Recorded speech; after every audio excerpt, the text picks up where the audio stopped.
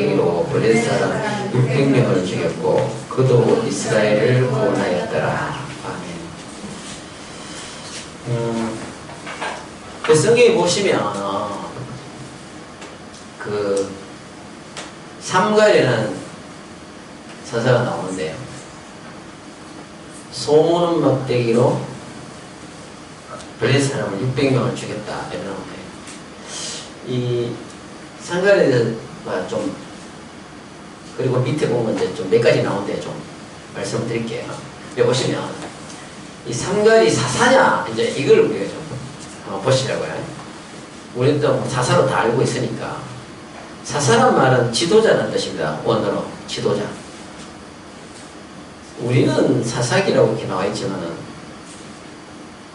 히브리 그 원래 성경책 그 제목은 지도자로 나와 있거든요. 지도자 많이 사사라냐 하는 건데 원문에는 이 사사란 말이 나오질 않아요. 삼갈이. 근데 여러분 보시면은 성경에 뭐 온니엘이라든지 이런 사람들이 보면은 성경에 사사 온니라고 나와요. 그런데 에웃도 사사고 그걸 나오는데 삼갈은 사사란 말을 특별히 성경에 이제 기록을 안 놨어요. 그래서 삼갈이 사사인가 아닌가 이제 이게 좀 어찌 보면 우리가 이게 좀 의문이 갈 수가 있는데 여기 보시면 원문에는 이제 이 사사란 말이 안 나오지만 아버지 삼갈의 아버지를 통해서 삼갈이 사사인가 아닌가를 이제 우리가 볼 수가 있습니다. 여기 보시면요. 삼갈이 히브리어로 샹갈인데 뜻이 칼창이에요. 칼, 창 그런 뜻입니다. 이 명사는요. 동사는 히브리 사전이라고 동사는 사전처럼 다 나오는데요. 명사는 특별히 잘 안 나와요. 그래서 명사는 어근이라는 사전이 또 있습니다. 그걸로 또 찾아 들어가야 돼요. 근데 이 명사는 성경에서 중요한 역할을 하는데요. 이제 뜻은 칼창인데 삼갈의 아버지가 성경에 보면 아낫이라는 사람인데요. 여기 보시면 우리 31절에 뭐라고 해놨습니까? 아낫의 아들 삼갈이라고 해놨잖아요. 아낫의 아들. 아낫의 아들 삼갈이. 그 아버지가 뭐 누구라는 얘기예요? 아낫이라는 사람인데 이 히브리어로 아나트라 그래갖고 찬양하다 그런 뜻입니다. 근데 왜 그러면 여기 아버지가 이렇게 등장을 하냐? 성경에 눈의 아들 여호수아 그래 나오죠. 그 누구의 아들이라는 말이 성경에 꼭 많이 나옵니다. 여러분들께 나오거든요. 그 히브리인들의 어떤 사고의식이나 관념을 좀 알면은 이게 쉽게 풀려집니다. 히브리인들은요, 여기 2번에 보시면요, 히브리인들은 아버지를 알면 아들의 정체성을 알 수 있어요. 히브리인들이 정체성을 아는 것이 이거 말고 또 있는데 뭐냐면 이름을 가지고 히브리인들의 정체성을 알 수가 있습니다. 이름을 가지고요. 근데 이름을 가지고 알 수 있는데 여기 보면은 특별히 아낫의 아들 삼갈이라 했을 때 그 아버지가 아낫이었다 하는 걸 보면은 아들은 어떤 사람인가를 그 정체성을 알 수가 있는 거예요. 그래서 이름 아낫이 들어가는 겁니다. 근데 아버지가 어떤 사람이었다? 찬양하다. 하나님을 찬양하는 사람인 거예요. 그럼 어떤 사람이에요? 우리 생각에는 이름이 그 사람의 정체성일까? 이건 신앙이 굉장히 좋은 사람인 거예요. 신실성이 있는 사람인 거예요.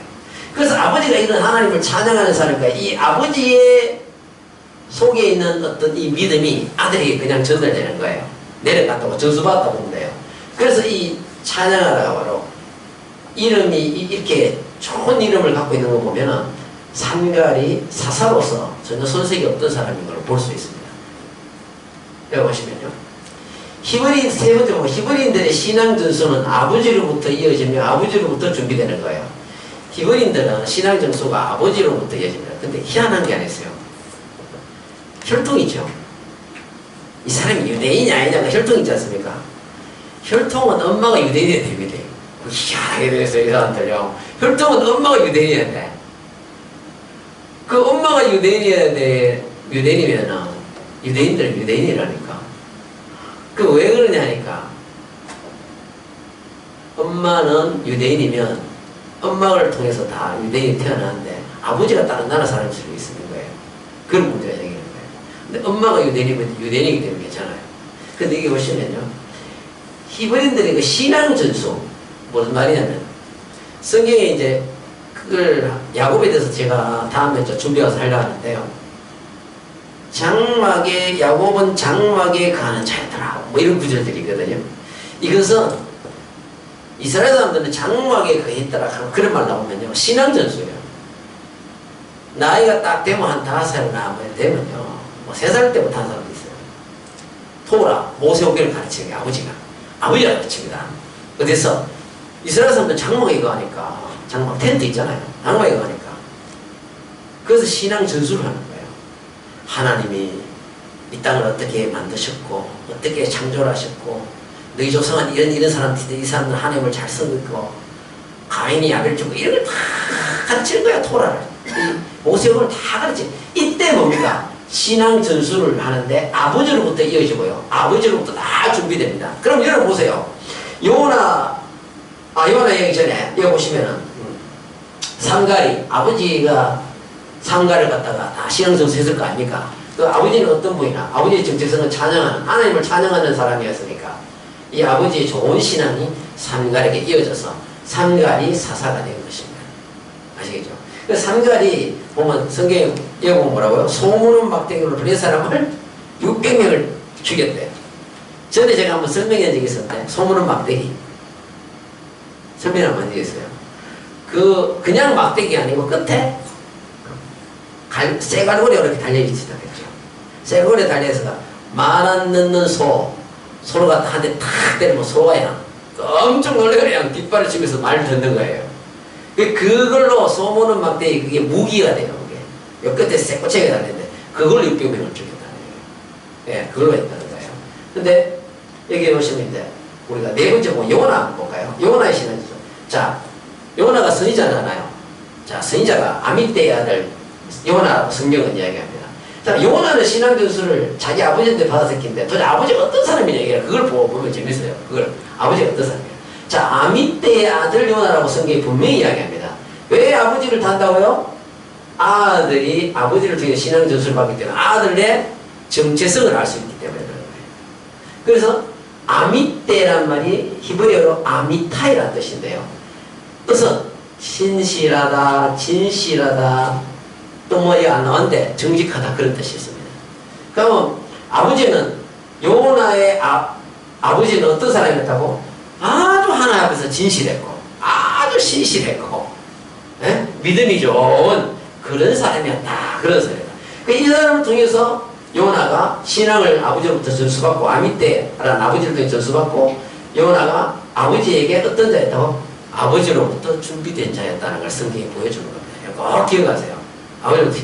그래서 우리나라도 옛날에 보면은 뭐 조선시대나 거쳐서 근대에 넘어서나 대부분 아버지가 이렇게 데리고 한문도 가르치고 안 그래요?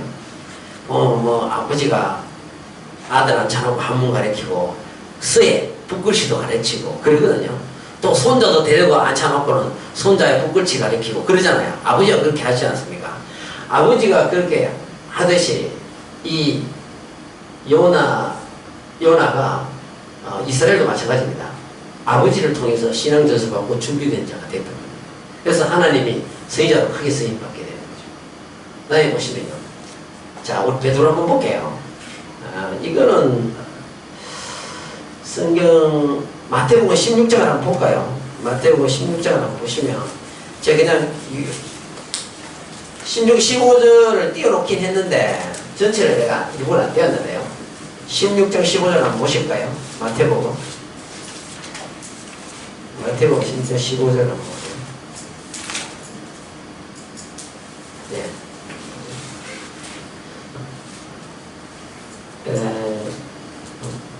이 지금 장어를 17절입니다. 요거는. 요 구조는 17절인데 제가 15절부터 읽었거든요. 그래서 그렇습니다. 자, 15절을 이르시되 너희는 나를 누구로 아냐? 시몬 베드로가 대답하여 이르시되 주는 그리스도요 살아계신 하나님의 아들이십니다. 예수께서 대답하여 이르시되 바요나 시몬아 네가 복이 있도다. 이를 네게 알게 하니는 혈육이 아니요 하늘에 계신 내 아버지시니라. 이거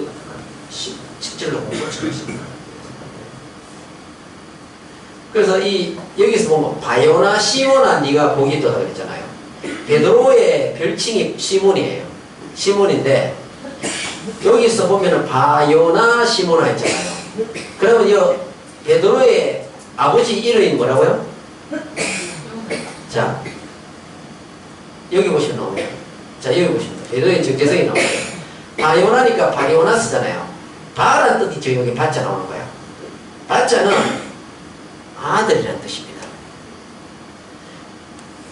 누구의 아들 할 때는 헬라에서 바자를 쓰는 거예요. 기억하세요. 그럼 여러분들이 보실 때 성경에 나올 때 보면 바자 들어가는 사람이 바울도 있고 또 누구 있죠? 바나바 그것도 있고 그렇죠. 바나바도 있는데 누구의 아들 할 때는 헬라에서 바자가 들어갑니다. 그러면은 이브리인들은 바요나 하면은 요나의 아들 그런 뜻입니다. 그 아버지 이름이 뭡니까 그러면? 요나예요. 그렇죠. 요나죠. 요나가 아버지 이름이 되는 거예요. 요나의 아들 시모나 그러니까 요나의 아들이에요. 요나의 아들인데 시몬은 베드로의 별칭이거든요. 예수님이 베드로라는 이름을 이제 게바로 바꿔주죠. 이름을 바꿔주는데 이 요나의 뜻이 뭐냐 한번 얘기 한번 보세요. 요나의 뜻이 비둘기거든요. 아미떼의 아들 그 요나 이름하고 똑같은 이름이에요. 그 이름하고 똑같은데 그 요나의 그 뜻이 비둘기인데 비둘기는 히브리인들의 관념에서 히브리인들은 비둘기를 볼 때 뭐라고 생각하는지 아세요? 예수님이 비둘기처럼 순결하라고 그렇게 이야기하잖아요. 순결하는데 사실 히브리인들은 비둘기를 뭘로 생각하냐면 정절을 뜻합니다. 정절을 뜻하는 거예요. 평생 동안 그냥 한 아내와 한 남편만 바라보고 사는 그런 정절을 이야기합니다. 히브리인들의 관념이에요. 이거는 이 정절을 이야기하는 거예요. 그러면 여기서 보시면은 베드로의 아버지가 요나 있는데 그 요나가 이름이 비둘기 제가 정절을 뜻하는 거라 했죠. 그럼 아버지의 정체성은 정절이니까 하나님 한 분만 잘 섬겼던 분인 거예요. 하나님 한 분만. 무슨 말인지 이해하시겠습니까? 하나님 한 분만 잘 섬겼던 분이 그대로 베드로에게 신앙이 전수가 된 거예요. 그대로 전수가 된 거예요. 그 정절이 순결한 신앙이 베드로에게 딱 전달이 된 거죠. 이해하시겠습니까? 그 베드로에게 전달이 된 거예요. 그래서 베드로는 하나님께 택함 받는데 아주 축복받은 사람이에요. 그래서 베드로의 신앙이 다 예수님이 베드로 쓰신 이유가 있습니다. 그 아버지의 신앙이 좋았기 때문에 그 좋은 믿음과 그 좋은 신앙이 아들에게 신앙이 전수가 된 거예요. 여러분, 우리도 부모의 신앙이 자식들한테 잘 전수가 돼야 된다니까. 참 중요한 겁니다, 이게. 근데 제가 이렇게 보면요, 재밌는 게 있습니다. 이렇게 보면요, 부모님 때 믿음이 참 좋았다 싶은데 자식의 때는 또 믿음이 그렇게 좋지 않은 경우가 있고요. 또 이상하게 부모님이 믿음이 별로 안 좋았는데 그저 그랬는데 근데 자식한테는 믿음이 되게 좋은 경우가 있어요. 그런 경우를 저 참 많이 봤는데요.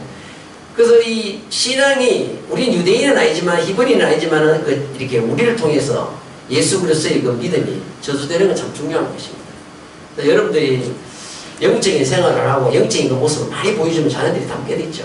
네. 이게 교육에서 그리스도인들의 교육에서 중요하다고 저는 생각해요. 그리고 이거 한번 이거 넘어가시고 자 이거 봅시다. 마태복음 13장 53절 57절인데요. 57절 예수를 배척한지라. 자 마태복음 13장 한번 펼쳐보세요. 13장 마태복음가 펼쳤으니까 한번 보세요. 13장 53절부터 57절이거든요. 자, 보겠습니다.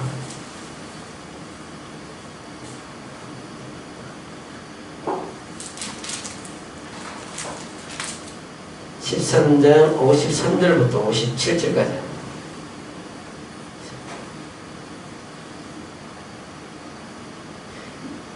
예수께서 이 모든 비유를 마치신 후에 그곳을 떠나서 고향으로 돌아가서 그들의 땅에서 가르치시니 그들이 놀라 이르되 이 사람의 이 지혜와 이런 능력이 어디서 났느냐 이는 그 목수의 아들이 아니냐 그의 어머니는 마리아 그 형제들은 야고보 요셉 시몬 유다라 하지 않느냐 그 너희들은 다 우리와 함께 있지 아니하냐 그런즉 이 사람의 이 모든 것이 어디서 났느냐 하고 예수를 배척한지라. 예수께서 그들에게 말씀하시되 선지자가 자기 고향과 자기 집 외에서는 존경을 받지 않으니 없는 일을 하시고 그들이 믿지 않음으로 말미암아 거기서 많은 능력을 행하지 아니하시니라. 예, 이거 보시겠습니다.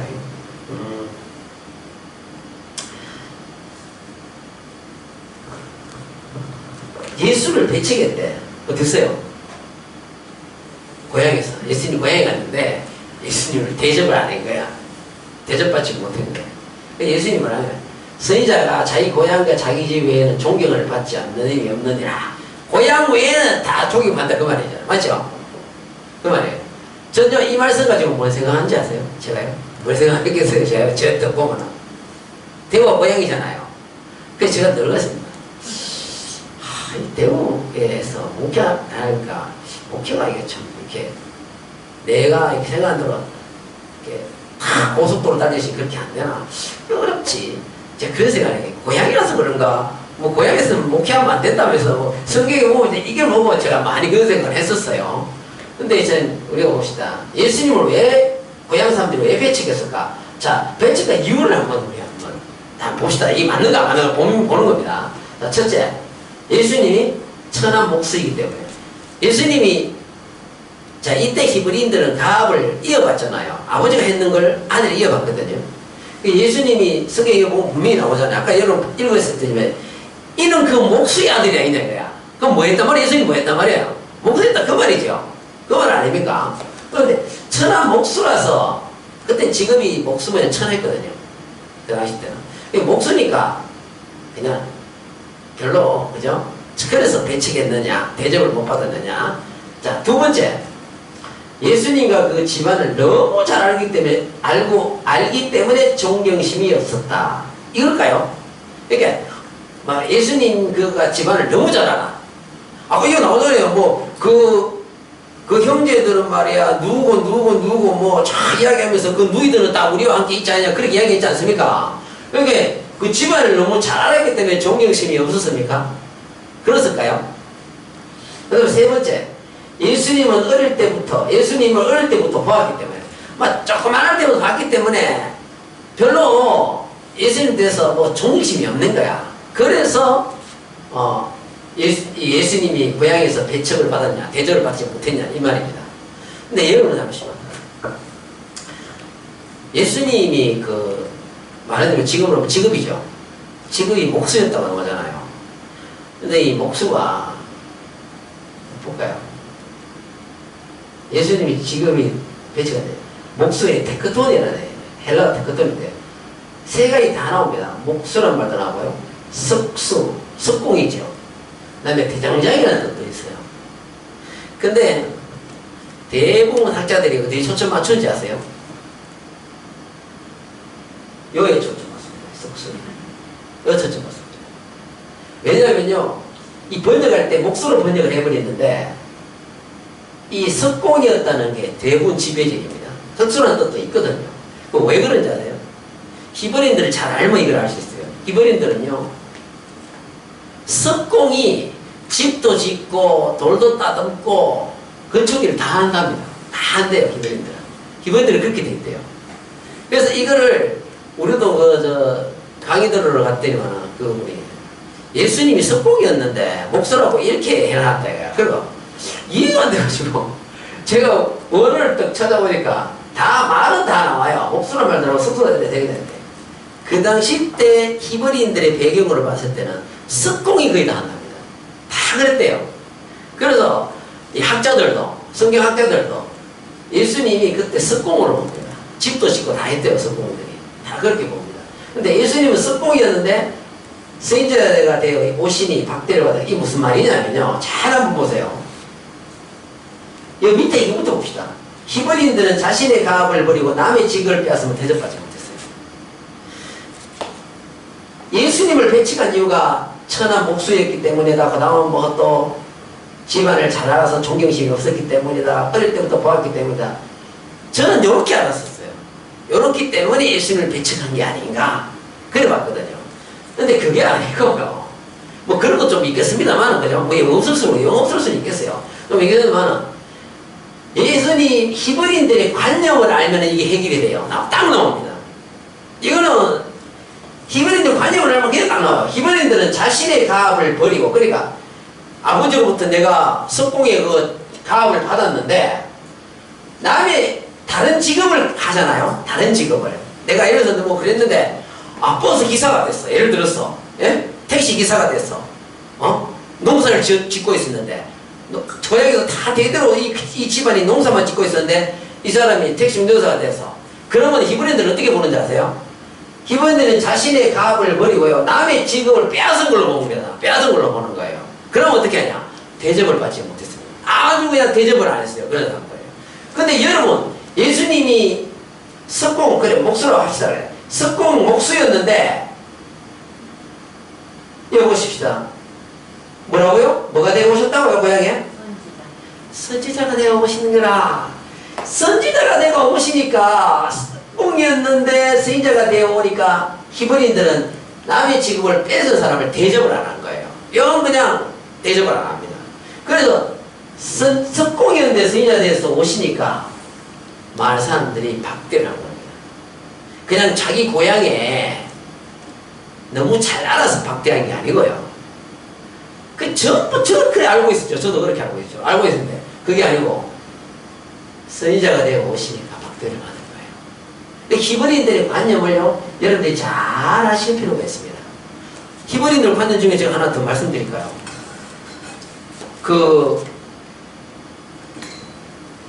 히브리인들이 계층이요. 어떻게 되냐면, 계층이 이렇게 되어 있습니다. 제가 오늘 지금 올리기 전에 했는데요. 첫째 부류요. 서민들요. 첫째 부류가요. 90%가요. 글도 못 배우고 하루 벌어서 하루도 겨우 먹고 살지도 못하는 사람이었대요.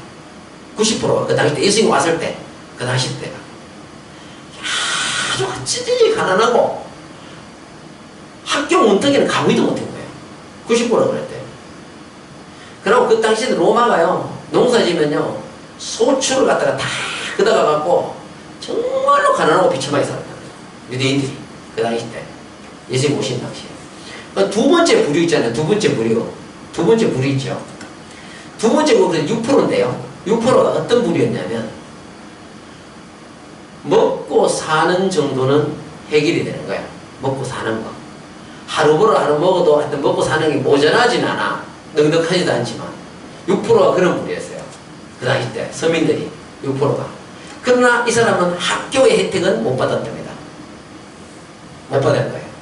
그 다음에 나머지 세 번째가 뭐냐면 4%인데요. 4%는 어떻게 살았냐면, 먹고 사는 것도 그런대로 괜찮고, 성인이지만 그런대로, 부자는 아닌데 먹고 사는 것은 그대로 괜찮고, 초등학교 혜택을 국민학교 혜택이라고 그러죠. 우리 같으면 겨우 받은 사람들입니다. 겨우.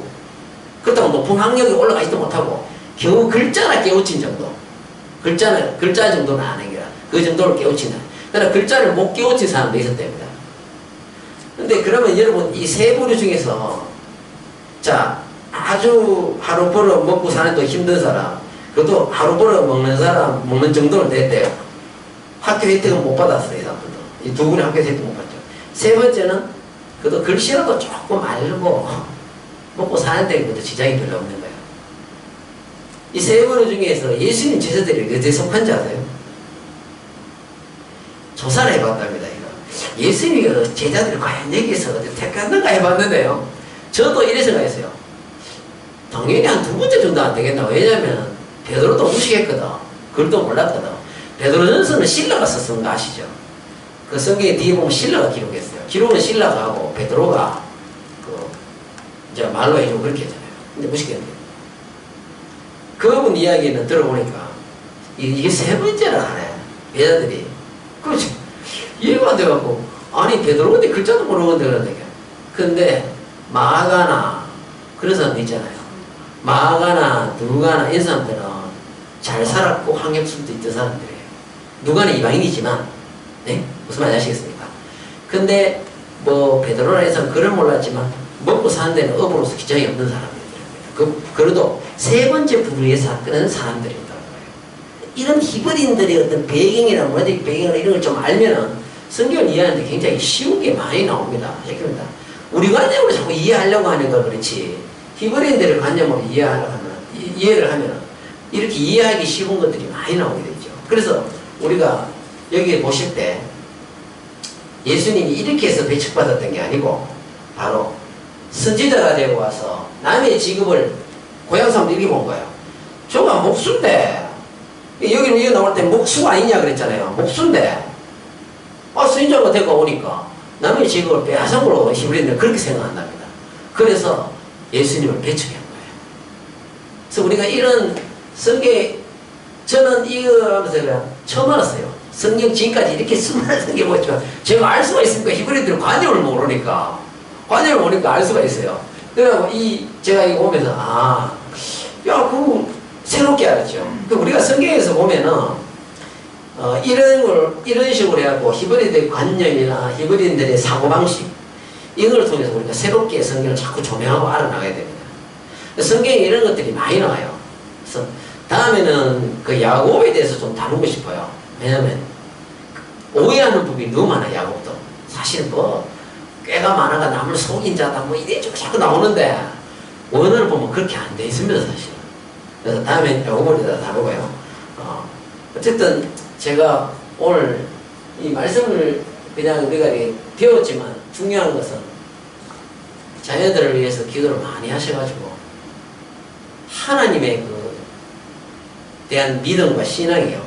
여러분을 통해서 여러분들 속에 있는 부모의 속에 있는 믿음이 좋은 어떤 영적인 모든 것이 좋은 것들이 자녀들에게도 잘 전수가 돼서 축복받는 그런 자녀들이 됐으면 좋겠습니다. 네, 여기까지 하겠습니다.